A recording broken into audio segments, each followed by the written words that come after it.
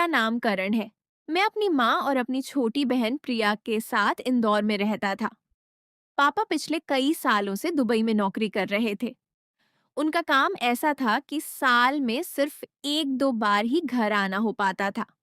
लेकिन चाहे कितनी भी व्यस्तता क्यों न हो, एक बात कभी नहीं बदली थी। हर बड़े त्योहार पर वे हमारे साथ रहने की पूरी कोशिश करते थे। यही वजह थी कि त्योहार हमारे लिए सिर्फ छुट्टियां नहीं, बल्कि पूरे परिवार के साथ बिताए जाने वाले सबसे खास दिन होते थे। इस बार भी हम उसी इंतजार में थे। माँ ने कई दिन पहले से घर की सफाई शुरू कर दी थी। पुराने पर्दे धुल चुके थे, ड्राइंग रूम की सजावट बदल गई थी और रसोई में त्योहार के लिए बनने वाली मिठाइयों की तैयारी भी शुरू हो चुकी थी। प्रिया रोज किसी न किसी बहाने पापा को वीडियो कॉल कर लेती और हर बार वही सवाल पूछती, इस बार मेरे लिए क्या ला रहे हो? पापा हंसकर कभी जवाब टाल देते, कभी कहते कि सरप्राइज है। मैं बाहर से भले ही ज्यादा उत्साह न दिखाता, लेकिन सच तो यह था कि मुझे भी उनका इंतजार उतना ही रहता था। त्योहार से 3 दिन पहले शाम को पापा का वीडियो कॉल आया। जैसे ही मोबाइल बजा, हम तीनों जल्दी से उनके सामने बैठ गए। लेकिन स्क्रीन पर उनका चेहरा देखते ही मुझे कुछ अलग लगा। वे मुस्कुरा तो रहे थे, मगर उनकी मुस्कान पहले जैसी नहीं थी। कुछ पल इधर-उधर की बातें करने के बाद उन्होंने धीरे से बताया कि इस बार कंपनी में अचानक एक बड़ा प्रोजेक्ट आ गया है और उनकी छुट्टी रद्द हो गई है। उन्होंने बहुत कोशिश की, लेकिन इस बार घर आना संभव नहीं था। उनकी बात सुनते ही कमरे का माहौल बदल गया। प्रिया, जो अभी तक हंस रही थी, अचानक चुप हो गई। माँ ने तुरंत मुस्कुराकर कहा कि कोई बात नहीं, काम पहले है। लेकिन मैं उनकी आंखों की उदासी साफ देख सकता था। पापा बार बार माफी मांगते रहे। उन्होंने कहा कि अगले महीने जैसे ही मौका मिलेगा, वे जरूर आएंगे।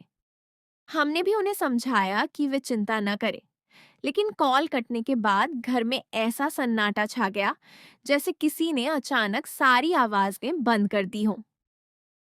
अगले 2 दिन किसी तरह बीत गए। बाहर पूरा शहर त्योहार की तैयारियों में डूबा हुआ था।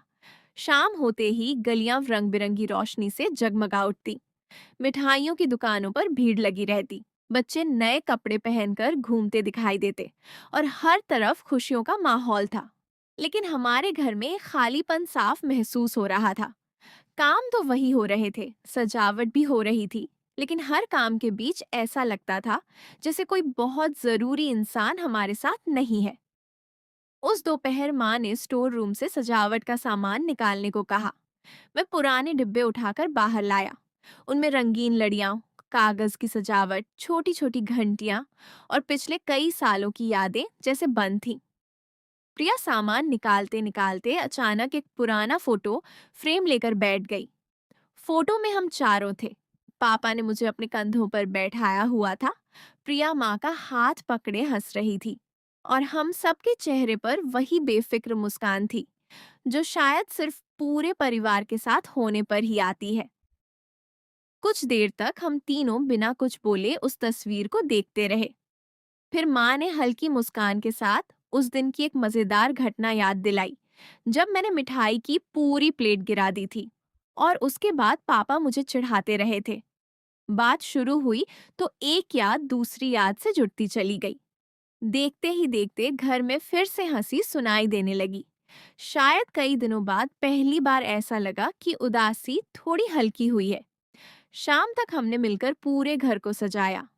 प्रिया हमेशा की तरह जल्दी जल्दी काम कर रही थी और बीच बीच में मुझे आदेश भी देती जा रही थी कि यह लड़ी इधर लगाओ, वह दिया उधर रखो। मैं हर बार उसकी बात पर हंस देता।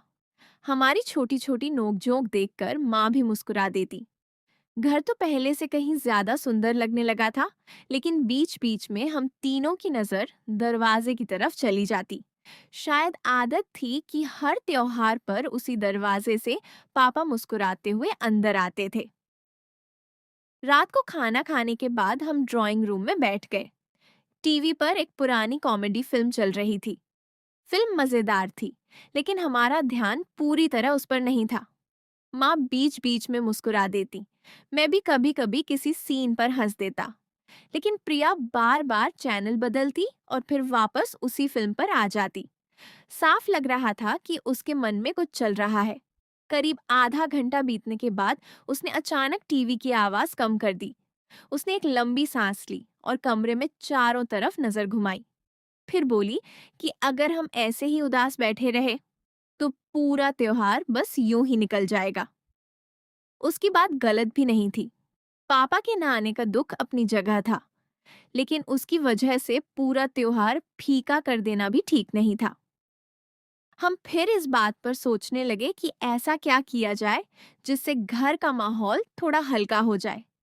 किसी ने पूरी रात फिल्में देखने की बात कही, किसी ने बोर्ड गेम खेलने का सुझाव दिया, तो किसी ने घर पर ही कोई छोटा सा सेलिब्रेशन करने की। लेकिन कोई भी बात ऐसी नहीं लग रही थी जिसे सुनकर सब सच में उत्साहित हो जाए। इसी बीच माँ ने हंसते हुए एक बात कह दी। उन्होंने कहा कि अगर घर में तीनों लड़कियां होती तो शायद आज लेडीज नाइट रखी जाती। गाने, सेल्फियां, तैयार होना और ढेर सारी मस्ती। यह बस एक हल्का सा मजाक था, लेकिन प्रिया के चेहरे के भाव अचानक बदल गए। उसकी आंखों में वही चमक आ गई जो हर बार किसी नई शरारत का इशारा होती थी। मैं उसे बचपन से जानता था। जब भी वह ऐसे मुस्कुराती थी, समझ जाओ कि उसके दिमाग में कोई ऐसा आइडिया आया है जिससे बाकी लोगों की मुसीबत तय है। उसने कुछ सेकंड तक माँ की तरफ देखा, फिर धीरे धीरे मेरी तरफ नजर घुमाई। उसके होठों पर हल्की सी मुस्कान थी। उसने अभी तक कुछ कहा भी नहीं था, लेकिन न जाने क्यों मुझे पहले ही एहसास हो गया कि अगला निशाना मैं ही बनने वाला हूँ। मैंने तुरंत हंसते हुए कहा, देखो, जो भी सोच रही हो, पहले ही बता देता हूँ, मैं नहीं मानने वाला। मेरी बात सुनकर माँ हंस पड़ी, जबकि प्रिया की मुस्कान और चौड़ी हो गई। मुझे बिल्कुल अंदाजा नहीं था कि अगले कुछ घंटों में वही मजाक हमारे जीवन के सबसे यादगार त्योहार की शुरुआत बनने वाला था। क्या लगता है आप लोगों को माँ और प्रिया के मन में क्या चल रहा है? वो कमेंट बॉक्स में बताना ना भूले। ऐसी और कहानियां पढ़ने के लिए आपके इस चैनल को सब्सक्राइब करना ना भूले। इस कहानी का अगला भाग जल्द ही आएगा, तो उसे देखना ना भूले। तब तक बने रहे। धन्यवाद।